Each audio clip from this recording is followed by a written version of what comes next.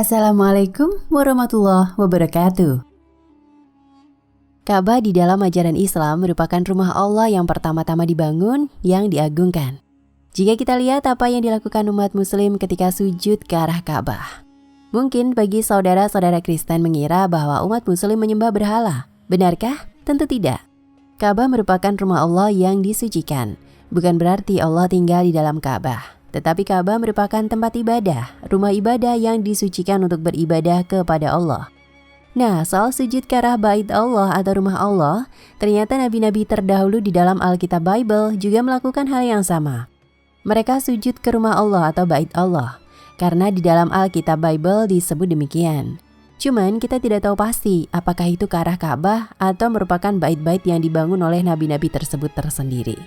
Seperti yang sekarang disebut Masjid Al-Aqsa.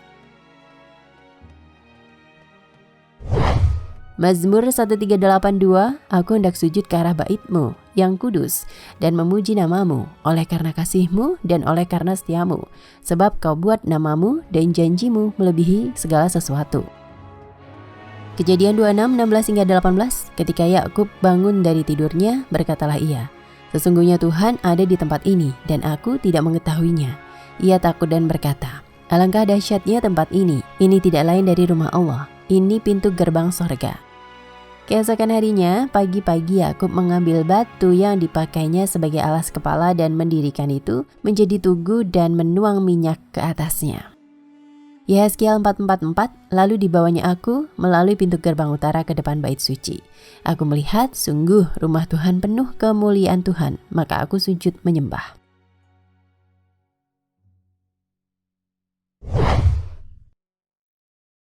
Di kitab orang Kristen juga disinggung mengenai mengelilingi sebuah kota sebanyak 7 kali sebelum kota itu diserahkan atau dikhususkan untuk Tuhan. Yosua 6:2-4, berfirmanlah Tuhan kepada Yosua, ketahuilah, aku serahkan ke tanganmu Yerikho ini beserta rajanya dan pahlawan-pahlawannya yang gagah perkasa. Haruslah kamu mengelilingi kota ini, yakni semua prajurit harus mengedari kota itu sekali saja. Demikianlah harus engkau perbuat 6 hari lamanya, dan 7 imam harus membawa 7 sangkakala tanduk domba di depan tabut. Tetapi pada hari yang ke-7, 7 kali kamu harus mengelilingi kota itu, sedang para imam meniup sangkakala. Yosua 6:11-17, demikianlah tabut Tuhan mengelilingi kota itu, mengedarinya sekali saja. Kemudian kembalilah mereka ke tempat perkemahan dan bermalam di tempat perkemahan itu. Keesokan harinya Yosua bangun pagi-pagi, lalu para imam mengangkat tabut Tuhan.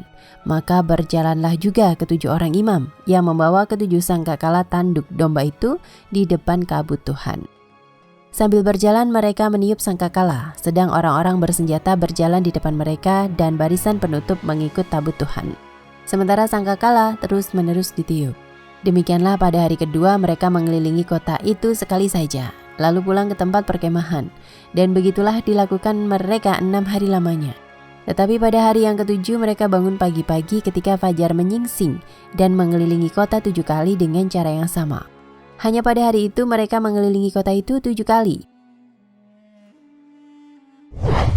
Lalu pada ke-7 kalinya, ketika para imam meniup sangkakala, berkatalah Yosua kepada bangsa itu, bersoraklah sebab Tuhan telah menyerahkan kota ini kepadamu, dan kota itu dengan segala isinya akan dikhususkan bagi Tuhan untuk dimusnahkan.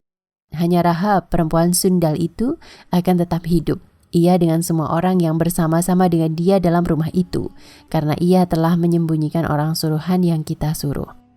Di ayat lain disebutkan Mazmur 266, aku membasuh tanganku, tanda tak bersalah, lalu berjalan mengelilingi mezbah-Mu ya Tuhan. Mazmur 268, Tuhan, aku cinta pada rumah kediaman-Mu dan pada tempat kemuliaan-Mu bersemayam. Mazmur 26:12, kakiku berdiri di tanah yang rata, aku memuji Tuhan dalam jemaah. Mezbah yaitu rumah Tuhan.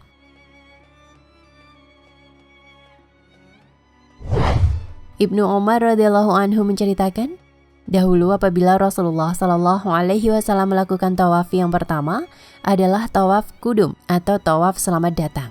Berikutnya beliau melakukan sa'i berlari kecil di antara bukit Safa dan Marwah.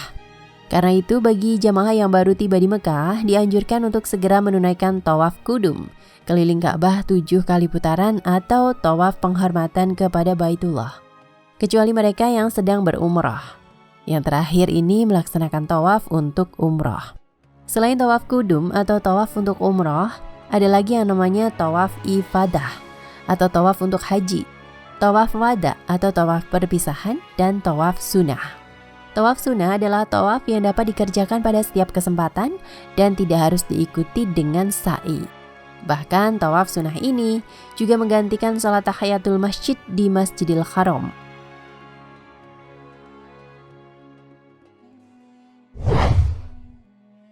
Menurut Ibnu Abbas radhiyallahu anhu, manusia pertama yang melakukan haji dan tawaf adalah Nabi Adam alaihi salam. Kala itu Nabi Adam melakukan haji dengan bertawaf mengelilingi Ka'bah 7 kali putaran. Pada saat Nabi Adam tengah bertawaf, ia didatangi oleh para malaikat dan berkata, "Semoga hajimu mabrur wahai Adam, sesungguhnya kami telah melaksanakan ibadah haji di Baitullah ini sejak 2000 tahun sebelum kamu." Adam bertanya, "Pada zaman dahulu doa apakah yang kalian baca pada saat tawaf?" Malaikat menjawab, "Dahulu kami mengucapkan Subhanallah walhamdulillah wa la ilaha illallah wallahu akbar." Adam berkata, "Tambahkanlah dengan ucapan wala haula wala quwata illa billah." Maka selanjutnya para malaikat pun menambahkan ucapan itu. Dalam sejarah disebutkan bahwa setelah Nabi Ibrahim alaihi salam menerima perintah membangun kembali Ka'bah, ia kemudian melaksanakan ibadah haji. Pada saat tawaf itulah, Nabi Ibrahim juga didatangi oleh para malaikat seraya mengucapkan salam kepadanya. Lalu Ibrahim pun bertanya kepada mereka, "Dahulu, apakah yang kalian baca saat tawaf?"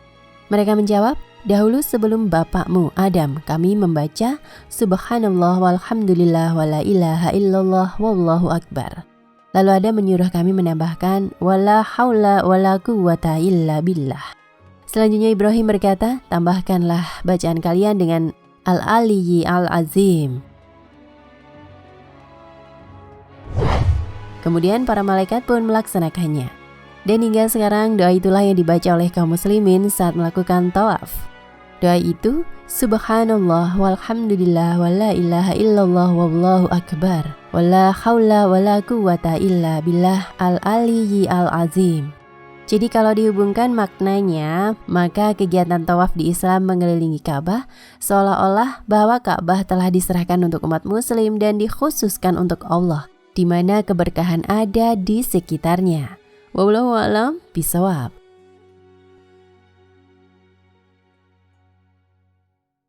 Nah pemirsa Ensiklopedia Al-Fatih, sampai di sini perjumpaan kita kali ini. Semoga menginspirasi.